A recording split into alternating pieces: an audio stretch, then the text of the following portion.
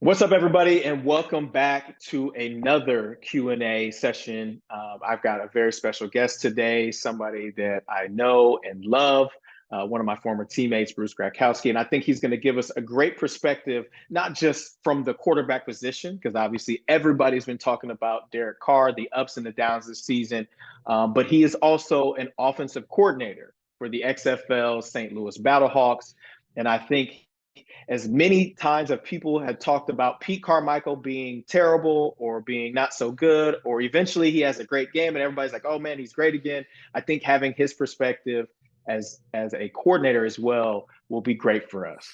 But without any further ado, we got a little bit of business to take care of. This program is brought to you by Scott McNair Injury Lawyers. Have you been injured in any kind of accident, car, truck, 18-wheeler, hurt offshore? Scott McNair handles it all, y'all. Give them a call, y'all, at 504-500-1111 for a free consultation. Yes, free consultation. They always fight for the win. Well, look, man, Saints up and down all season in a position now where they're actually tied for first place in the NFC South with a losing record. And the talk of the town has been Derek Carr. Bruce, I wanted to like bring you in and do this great intro, but I want to get right to it. I don't want to take up too much of your time. Obviously, we played together at Toledo. You were a sixth-round pick of the Tampa Bay Buccaneers in 2006, and we used to play against you guys, obviously. So fans should be familiar with you. But I want to know your thoughts on what Derek Carr is kind of going through. Right? There's health issues.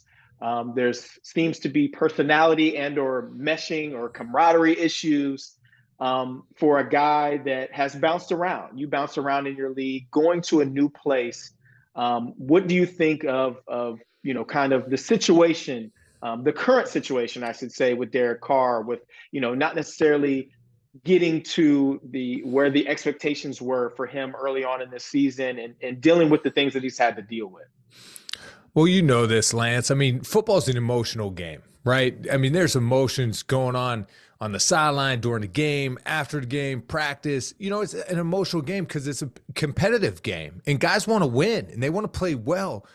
And I think that's a good point you raised, though. Like, it's a new situation for Carr, so it's a different offense. Probably a lot of similarities, but terminology could be different. Play callers different. Teammates are different. Timing and rhythm with receivers could be different, offense alignment. So it's different. And now he's also battling injury, and you're also having a losing season, but you're still tied for first in your division. So you have to almost take a step back and look at the facts of the matter and say, look, we're still okay. The thing I see from Carr, though, is, look, I don't know exactly what happened on each and every play, like throughout this season, that I see him throw his hands up or telling a receiver to run or getting in a fight, an argument with the offensive lineman. I've been there before. You know what I mean? You and I, you'd come to the sideline yelling at me for not throwing you the ball at Toledo, and we're best friends, so sometimes it's hard to take into context when you see it on video, it's tough. But the thing I'll say is being a quarterback is you have to have in the poise and composure above all else. Shit hits the fan. You got to be able to take a deep breath, relax, and get everyone calm and poised to play the next play. There's too many times from an outsider, a fan's point of view, Carr looks like he's blaming others, and that doesn't go over well with your teammates.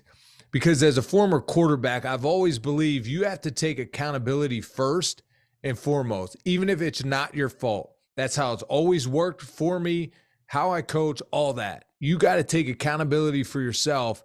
And I don't know why that thumb went up. There it is. You got to take accountability for yourself, and your teammates will follow. Like, if you miss a pass, hey, my bad, man, my bad, even though he should have caught it. Like, so that's the stuff I'd like to see better from Carr. Now, the other side of it with Pete Carmichael, it's tough, man. Like, Lance, I've experienced it the last few years. Being a play caller is you'll dial something up. The defense gives you the look. You execute the play. The ball isn't thrown there. Or you take a sack. Or so someone gets beat, or the receiver drops it, or doesn't run the right route. So there's a lot of things that go into it. So I have respect for that position because it's a lot going on, a lot can happen on every single play. But at the same time, too, I just always believe you gotta design your offense around the strengths of your team and your players. And I've done that at every level from high school to college to XFL, and that's just what you have to do. And I think they have to do a better job of that. Yeah, look, we'll get back to Pete Carmichael, but I need to get back to this Derek Carr thing because you said some things to me that were super important, and you said it starts with accountability, right? And the things that I've been seeing from him, to me, scream young player, somebody who hasn't been there before, a guy that's clearly frustrated but doesn't know how to navigate those frustrations properly or the way that a leader should. Why are we seeing these things from a guy that's been in the NFL for 10 years, a guy that's on a $150 million contract? Like that, I get it. Trust me, I understand all of the issues, but I played with a guy for a long time in Drew Brees that didn't do that. You see quarterbacks that have a lot of success, they aren't showing up their teammates. They aren't pointing the fingers at others. He says the right things most of the time in the media, but what he's doing on the field, to me, is hurting our offense. It's hurting the connection and the camaraderie with the team. And I just like, why? Like he's a 10-year vet. He's the guy that's been to Pro Bowls. He's the guy that's had success. Like, why are we seeing these things rear their ugly heads at this point in his career? Well, I mean, you said it, Lance. Actions speak louder than words. And why are we seeing this from him? I think it's just all built up frustration. And you saying you got some young guys, you got some inexperienced guys, but Carr is the leader. He's the one that has to have the poise and composure and know how to navigate those waters and communicate it appropriately. And I just go back to being the quarterback, you have to take responsibility because a lot of times, whether we like it or not, we get more blame than we deserve, but we also get more credit than we deserve a lot of the time, because football is an ultimate team game. So if you don't have those around you working for you, but I believe more than anything, they got to buy into the culture and who you are. If those dudes in the huddle believe in you and want to fight for you and with you, the sky's the limit for your team, your offense, the culture to win. And that's what I've always believed, going forward. And it's tough where the Saints are. But at the same time, too, it's like, man, you guys are in a good position. You still have a chance to win your division, get to the playoffs. So however they could get it done. But sometimes, Lance, you've been in those meetings. It comes to like, hey, let's meet as an offense. We got to lay this all out on the line. You know what I mean? And you just got to hash it out because you can't have the little things here and there going out to the public. You got to handle this stuff behind the scenes. And because when you see the little stuff going out in public, now there develops little clicks on the team.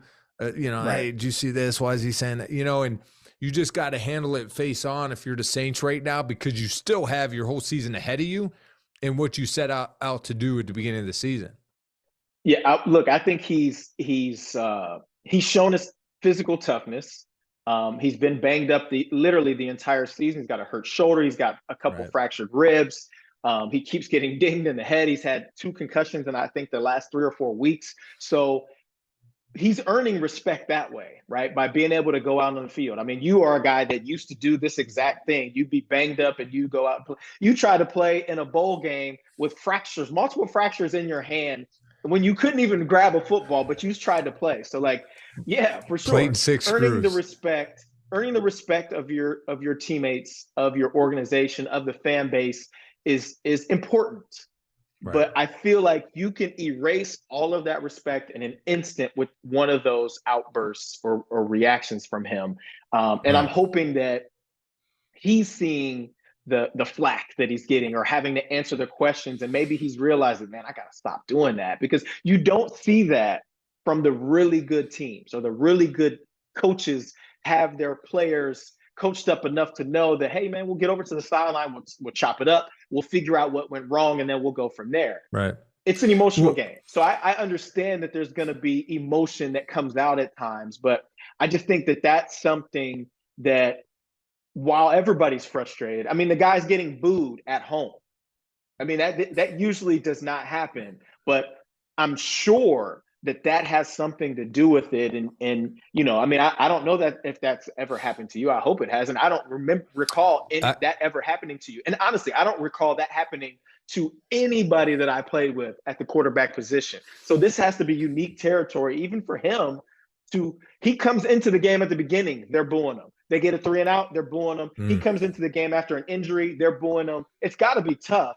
But the only way to make it right is to go out and do what you're expected to do. And I think he's capable. We just haven't seen it on a consistent basis this season.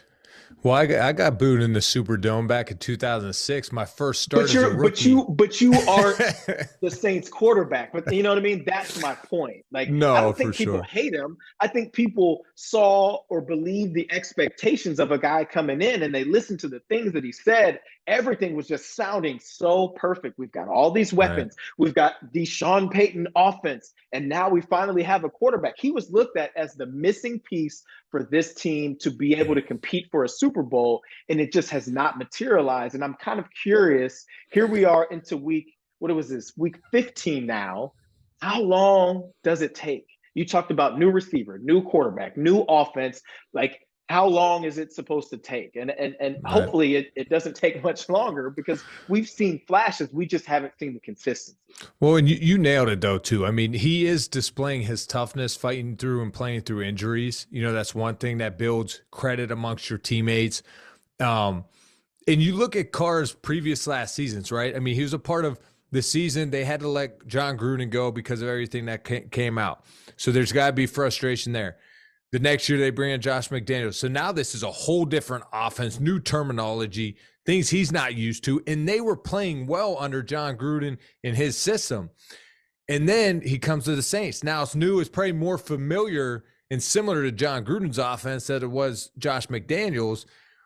But now, like, all the expectation. So I just think all of it's building up, and he feels the pressure on him to perform and play well. And you're getting those boos at your home stadium, which is tough to handle. But like you just said, man, you just got to take care of your business. You got to shut out the outside noise. You got to bring it into the locker room. You got to face to face with your players, man to man, just talk it through. Get over your differences. You don't got to like the guys. You got to respect the guys, amongst the teammates, because you want to buy into what you're all trying to achieve this year, because they can get it done. And Carr has more than enough ability. We've seen it in his career, and he is capable of execute this offense at a high level like we have seen before. So you'd like to see them get back to it, but I think it's not even the X's and O's part. It's the gel part, gelling as an offense and coming together. That's what they need. Okay, so we've talked about it from Carr's perspective, but what can Pete Carmichael do? What can he do to help kind of mitigate those issues or figure out, how do I bring this offense together? What things can I be doing on my end to get the cohesiveness better than what it's been throughout the entirety of this season, and for us to be able to capitalize on these last 4 games? So we win these 4 games, we're going to the playoffs. I mean, that's just the reality of it. And I think there's been so much put on Pete throughout the season. And like you said, there could be one little thing that goes wrong, and that perfect play call is no longer perfect. And then the boo birds come out, and then everybody's like, this guy sucks, but it's a hard job. I mean, trust me, I've been in enough of those meetings to know, like, man, I wouldn't want that job. Like, you were a better man than me, because the amount of pressure and the quickness with which you've got to make decisions is really incredible. What can he do from a coach's perspective to try to help get this offense going to where it should be? Yeah, I mean, you just got to be real about where you guys are at. I mean, you have everything in front of you that you want. And then honestly, it's not whether you like me or teammates. You're playing, like, you got to put good film on tape. Like, if you want to get a long contract, if you want to get an extension, if you want to sign somewhere, like, you got to play good football. And we're not gelling together as an offense.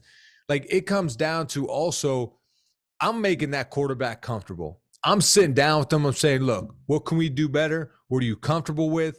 Let's put these packages together. He's going to have a tool belt full of options to his disposal because defenses show you so many different things and looks. I want us running a downhill play every time. And I don't know if Carr has that or not and has the flexibility like he did in Gruden's system.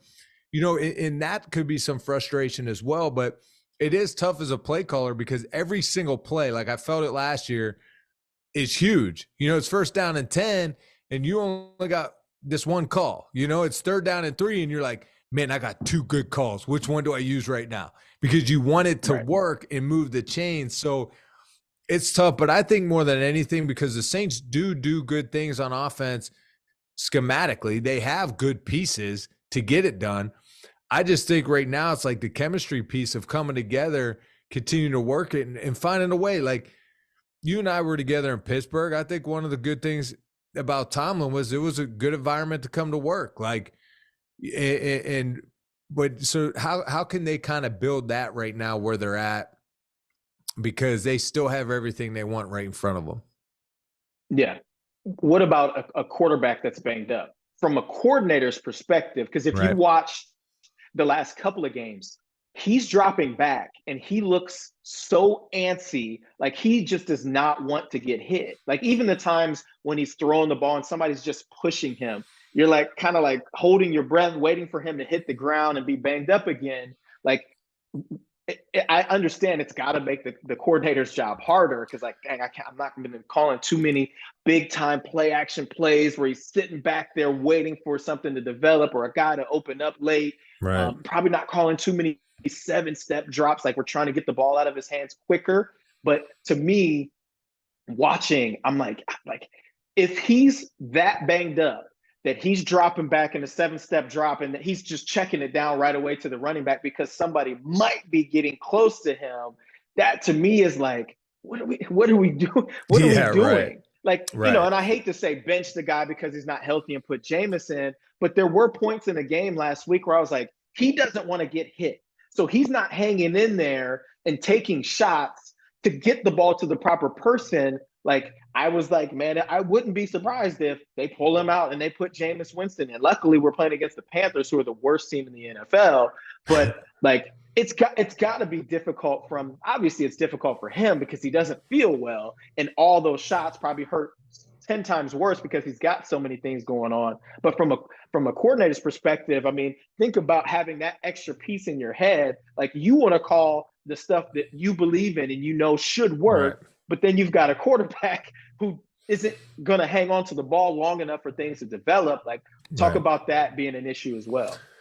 Yeah, I mean, like you pointed out, I mean, it's a conversation. Like, look, are you healthy enough? Like, we got to stand in there and deliver. Like, tough plays need to be made. We're coming down the stretch. This is December football now, so we can't be messing around. And I think too, a lot of times, with 7-step drops or play action pass, I've always still liked them because for me as a smaller quarterback, I could get more depth on my drop and I could see the field clear, but also I had reliable checkdowns. And I think Carr's good at that. Like you give him some play action pass. Yeah, you got a deep post with it over and a guy in the flat.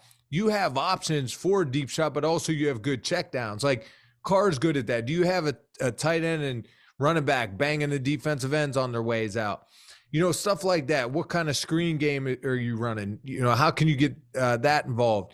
Because it's not always just quick game you want to be running and guys sitting on routes, but it's Carr just playing within his timing and rhythm of his game. Like you got to take your drop, you got to hitch and deliver. You might hitch twice. If it's not there, you're checking it down, but you got to play still strong in the pocket. And it's hard to do because I've been in those situations. It's almost easier fighting through a game, the same game you got hurt. When you have to get through a week of practice hurt and sore, and then you have to suit up for the game, that's harder to do than just continuing to play in a game you already got hurt. So It's tough, like you pointed out, him playing with all these injuries, but it's also like because he wants to win so bad right now. You know, he's getting booed. He wants to show what this offense is capable of, and everything's still in front of him. So he doesn't want to give his job up and let Jameis come in and rip a defense. But at the same time, too, are you healthy enough to play? And are you healthy enough to protect yourself? You know what I mean? But Right. it's tough. Yeah. I mean, it's such an interesting situation. You would think, based on how a lot of the fans are talking, that the Saints, haven't won a game. But here we are, tied for first place in the division, and it's as an offensive player watching this version of the offense that I used to run. A lot of the times it's frustrating. It's definitely it looks different, while a lot of the concepts and the plays and the specifics of it are the same, because Pete Carmichael was our offensive coordinator. Right. It just for whatever reason it looks different a lot of the time. We've it's disappointing because of the amount of weapons on that offense. Now we're super banged up at the receiver position now, and we've been banged up at other positions throughout this season. But I just think that to get the best version of this Saints offense, it's going to take everybody, but it's going to start with Carr. And Absolutely. we've seen him play really, really well this season at times. It just hasn't been the consistency, obviously, that we're used to. But with the expectations, and again, saying that a lot of people, including me, said that this guy could be the missing piece to this team potentially going on a run. Well, Lance, Um, I you mean, know, if I throw you a pass and it's not the best ball, but it hits your hands, but I come up to you and say, I'm like, dang, man, my bad. I got to give you a better ball. How are you going to respond? well, if I didn't catch it, I'm like, nah, bro, that's me. I got to catch the Yeah, ball. But exactly. I mean, that accountability is something that, look, we don't know what's going on in practice. Right, We right, don't we don't know, because usually when something like that happens in a game and the quarterback goes, my bad, nobody sees it. You know what I right. mean? So I don't want to like completely throw him under the bus, because we don't know what's going on most of the time. We For definitely sure. get to see the times when he's pissed off and he's reactive, and so I don't want to just completely kill the guy. But I do agree But that that's it just, starts with the accountability. and that's just an example, because I guess my point to that, though, is that if I come off that way to you, you're going to probably take accountability yourself, be like, nah, I got to be Right. better. Where it's different if I approach you like, Lance, you weren't at your right depth. Or what are you doing, man? You run like, I don't know. You might have tweaked your hammy on that play. You might have stumbled out of your Right. break. The DB might have grabbed you. Like, and it's tough, but it also, like, just a reminder, it is an emotional game. Like, I just think of us, and we're boys and we'd go at it at times. So Right. it's we see what's on film and what's out there in the media, but I think it's behind the scenes of what they're doing on a day-to-day basis in that locker room to build that camaraderie, because they have everything they want right in front of them still. For sure. Awesome stuff, man. I appreciate you taking the time. This is a great lesson in perspective for people to learn what a quarterback mindset might be, or what the offensive coordinator, some of the things that they're dealing with. So, Bruce, I appreciate you. Again, everybody, make sure you like and subscribe to the Boot Crew Media. Like this video, and more stuff to come soon. Thanks, Who dat, guys. baby, Take right? care. Who dat? Let's go. In the NBA, the game can change in an instant, but no matter how the action unfolds, you know DraftKings Sportsbook has your back. This week, new customers can score 150 instantly in bonus bets just for betting $5 on basketball. Win or lose, you get an instant dub. Download the DraftKings Sportsbook app now and use code BOOT. New customers can get 150 instantly in bonus bets for betting just $5 on basketball. Only on DraftKings Sportsbook with code BOOT. The crown is yours. Gambling problem? Call 1-800-GAMBLER. Must be 21 or older in most eligible states, but age varies by jurisdiction. See DraftKings.com/sportsbook for details and state-specific responsible gambling resources. Eligibility and deposit restrictions apply. Bonus bets expire 168 hours after issuance.